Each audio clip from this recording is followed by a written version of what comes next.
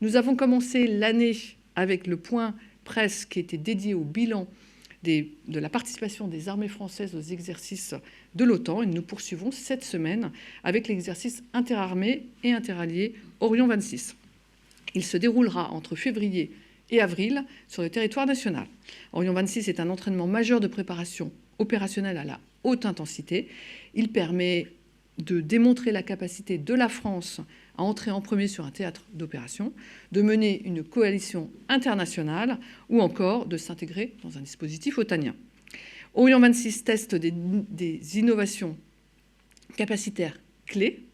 Cela démontre la modernisation et la montée en puissance des armées françaises qui sont capables de s'adapter à tous les champs de conflictualité. Investie de son rôle de nation cadre, la France contribue au renforcement du pilier européen de l'OTAN dans un environnement complexe, contesté et multidomaine. Cet exercice particulièrement exigeant atteste que la France est en mesure de garantir la sécurité de ses citoyens, de protéger ses intérêts vitaux et de fédérer les alliés et ses partenaires au service de la sécurité européenne. Mais je n'en dis pas plus et cède la parole au vice-amiral Xavier de Véricourt. Amiral, c'est à vous. Je vous remercie. Mesdames, Messieurs, donc je commande depuis l'été 2023 le centre expert du commandement interarmé qui est chargé de l'organisation et de la conduite de l'exercice Orion 2026. Les compétiteurs stratégiques de l'Europe et de l'OTAN multiplient les actions hybrides visant à fragiliser leur cohésion et à affaiblir leur modèle de société. Ces actions constituent aujourd'hui une menace majeure pour nos intérêts.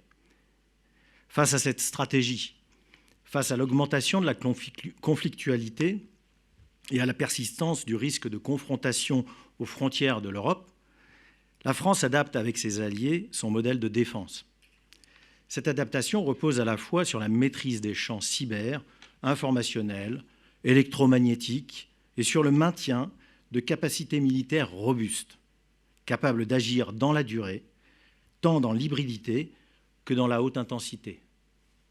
C'est dans ce contexte que les armées françaises conduisent l'exercice Orion 2026, de janvier à avril, un événement majeur de leur préparation opérationnelle interalliée destiné à entraîner nos forces au combat dans un engagement majeur.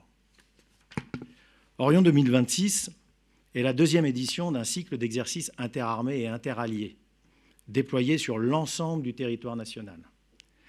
Je vous propose maintenant de découvrir les 4 temps de l'exercice, son scénario et enfin une présentation générale des participants.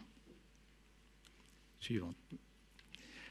Le premier temps de l'exercice est consacré à la planification opérationnelle durant tout le mois de janvier. Engagée depuis le 6 janvier, cette planification consiste à élaborer les ordres stratégiques selon un processus commun avec nos alliés. Ces ordres traduisent l'intention politique en grands objectifs militaires et orientations générales afin d'atteindre l'état final recherché. Cette phase comporte aussi la conception des ordres opératifs, lesquels définissent la manœuvre globale, les missions aux forces assignées et l'optimisation des effets sur le terrain. Au bilan, ce volet majeur de l'exercice vise à entraîner les structures de commandement et de contrôle des niveaux stratégiques et opératifs dans tous les domaines, terre, air, mer, cyber, espace, informationnel et électromagnétique. Le deuxième temps de l'exercice réside dans la conduite des opérations sur le terrain, du 8 février au 1er mars. Au cours de cette phase, les forces sont déployées au sein d'une coalition multinationale depuis la façade atlantique, qui représente la côte occidentale du pays fictif que soutient la coalition. La France y agit en tant que nation cadre, à la demande de 7 alliés et dans le respect de sa souveraineté. Tout cela en coordination avec l'OTAN. Les armées alliées s'entraînent à conduire une opération multidomaine de haute intensité. Cette opération inclut la conquête de points d'entrée sur un territoire contesté, l'acquisition de la supériorité de zone, puis des opérations amphibies et aéroportées qui permettront de conquérir et de maîtriser une zone de déploiement plus importante. Cette séquence s'achève par le transfert de la conduite de l'opération à l'OTAN.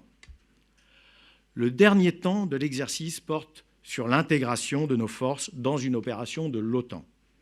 Ça se passera du 7 au 30 avril.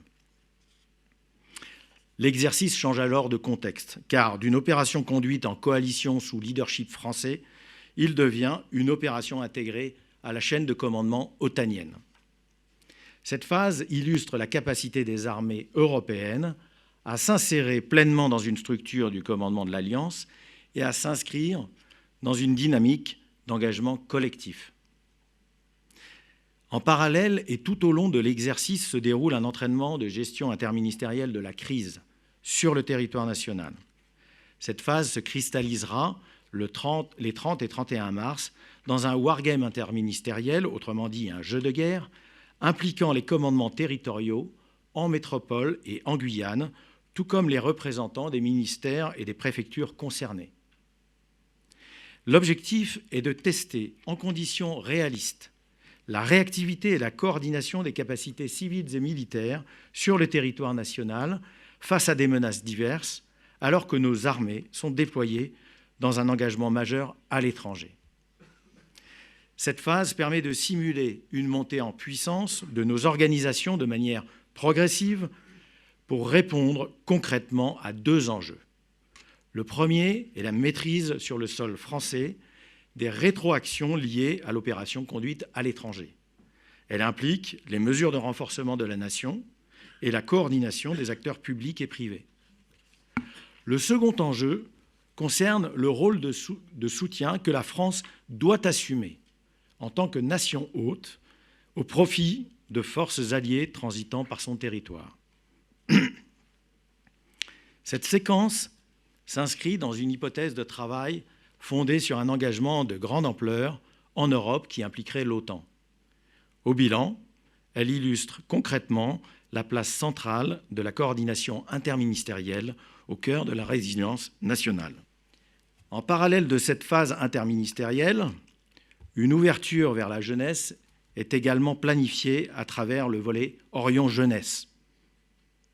Il prévoit des actions de sensibilisation et de mise en situation permettant aux jeunes de mieux appréhender les enjeux de défense. Bien que fictif, le scénario de Orion 2026 s'inspire directement d'un scénario élaboré par l'OTAN. Il intègre les évolutions récentes du champ de bataille et les nouvelles méthodes de combat. Il se distingue par un niveau de réalisme particulièrement élevé qui permet de reproduire l'ensemble des phases d'un conflit moderne, de la conflictualité hybride jusqu'à l'engagement de haute intensité. Ce scénario contribue à améliorer les savoir-faire opérationnels et à adapter aux réalités du combat de demain les innovations tactiques et technologiques, par exemple dans le domaine des drones, de la donnée ou encore de la connectivité. Il nous faut traiter des menaces plus dures et hybrides pour, in fine, maintenir notre supériorité opérationnelle. Ce cadre exigeant offre un réalisme de haut niveau qui permet de tester les capacités des armées dans un environnement complexe, fortement contesté et marqué par des menaces multiformes et des défis technologiques émergents. Orion 26 représente un engagement d'ampleur nationale et internationale. Tout d'abord, l'exercice mobilise l'ensemble des composantes des armées, terre, mer, air, avec leurs équipements majeurs. Concrètement, le groupe aéronaval français sera engagé, tout comme 3 brigades, près de 25 grandes unités navales, 140 aéronefs, 1200 drones. Ces forces sont appuyées par des capacités stratégiques dans les domaines cyber et spatial, ainsi que par les forces spéciales. Les chaînes de soutien sont pleinement intégrées à la manœuvre. Au plus fort de l'exercice, jusqu'à 12 500 militaires seront engagés simultanément. Orion 26 est aussi l'occasion d'entraîner des réservistes des armées et services face aux défis de la haute intensité.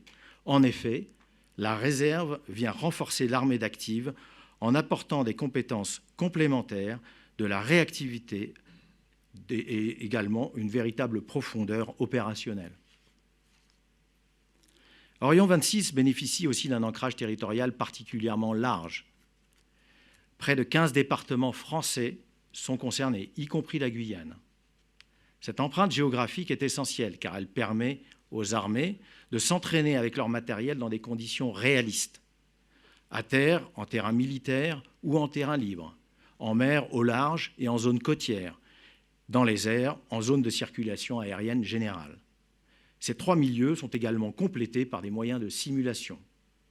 L'objectif est clair, conduire une préparation opérationnelle exigeante et crédible avec nos alliés et adaptée aux menaces contemporaines et futures. Vous l'avez saisi, l'exercice s'inscrit aussi dans une démarche de renforcement de dialogue interministériel afin de consolider les capacités collectives de défense de la nation. 12 ministères sont ainsi impliqués. Enfin, de nombreux partenaires étrangers participeront à l'exercice. Il s'agit d'un engagement collectif fondé sur la solidarité et sur la complémentarité. Cette dimension multinationale est essentielle car elle permet d'entraîner l'ensemble des structures de commandement françaises à intégrer des unités alliées et à entretenir dans la durée l'interopérabilité avec celles-ci. En conclusion, Orient 26 constitue un entraînement de très haut niveau. Il a nécessité une préparation longue et rigoureuse en mobilisant une communauté très large au sein du ministère des Armées et au-delà. Les premiers travaux ont débuté dès septembre 2023 et se sont intensifiés à partir de décembre 2024 pour prendre en compte précisément l'ensemble des besoins opérationnels actualisés. Au-delà de sa dimension strictement militaire, Orient 26 s'inscrit dans une dynamique plus large de résilience et de cohésion nationale. Par son ampleur, par son ancrage territorial, son caractère interministériel et multinational, Orient 26 permet de renforcer l'esprit de défense et la compréhension des enjeux de sécurité qui concernent l'ensemble de la nation et ses alliances. Cet exercice rappelle que, face aux défis et aux menaces, chacun a un rôle à jouer dans la préservation des intérêts de la France et de l'Europe.